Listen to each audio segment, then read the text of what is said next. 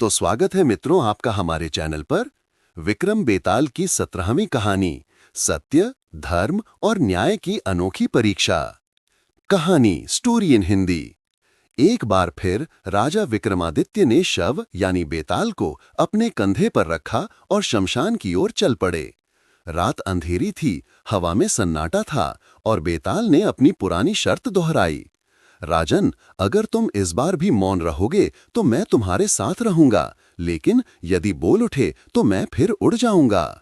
राजा विक्रम ने कुछ नहीं कहा और बेताल ने अपनी 17वीं कथा आरंभ की।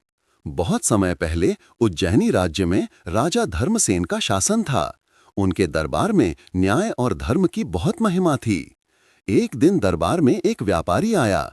उसके साथ उसकी सुंदर और बुद्धिमती पुत्री मालवती थी। व्यापारी ने कहा, महाराज, मेरी पुत्री के विवाह के योग्य वर की तलाश है, कृपया मार्गदर्शन दें। उसी समय दरबार में 3 युवक उपस्थित हुए। एक राजकुमार वीरसेन, दूसरा विद्वान भानुदेव और तीसरा योद्धा रत्नाकर। तीनों ही मालवती से विवाह करना चाहते थे। राजा ने सोचा, तीनों योग्य हैं, लेकिन एक कन्या तीनों की नहीं हो सकती, इसलिए उसने निर्णय बाद में देने का निश्चय किया।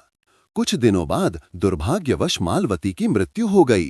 तीनों युवक अत्यंत दुखी हुए और उसके शव के साथ तीनों ने अलग अलग व्रत ले लिया। वीरसेन ने कहा, मैं उसकी अस्थियों की रक्षा करूंगा। भानुदेव ने कहा, मैं तपस्या करूंगा ताकि मुझे कोई ऐसा मंत्र मिले जिससे वो फिर जीवित हो सके। रत्नाकर ने कहा, मैं उसके घर के पास रहकर उसकी स्मृति में जीवन व्यतीत करूंगा। समय बीता। एक दिन भानुदेव को अपनी तपस्या से एक संजीवनी मंत्र प्राप्त हुआ, जिससे मृत व्यक्ति को जीवित किया जा सकता था। वो तुरंत मालवती की अस्थियों के पास आया, जहां वीरसेन पहरा दे रहा था। उन्होंने मिलकर रत्नाकर को बुलाया और मालवती के शव पर मंत्र का प्रयोग किया। कुछ ही क्षणों में मालवती जीवित हो गई, सुंदर, तेजस्विनी और पहले से भी अधिक आकर्षक। अब प्रश्न उठा, मालवती किसकी है?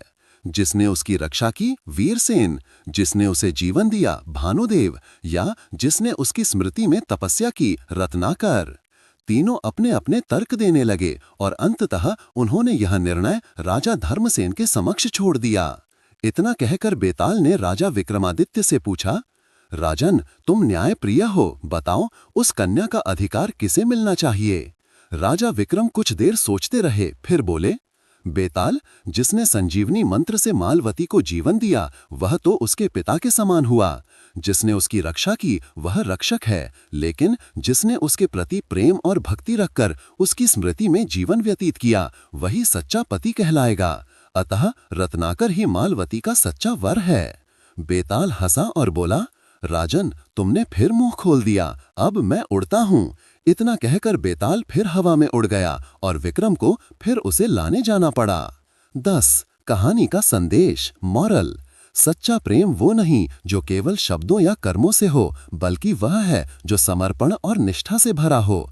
जीवन में त्याग और भावना ही सच्चे प्रेम की पहचान होती है। पौराणिक कहानियां सुनने के लिए सब्सक्राइब करें हमारे चैनल को। धन्यवाद मित्रों।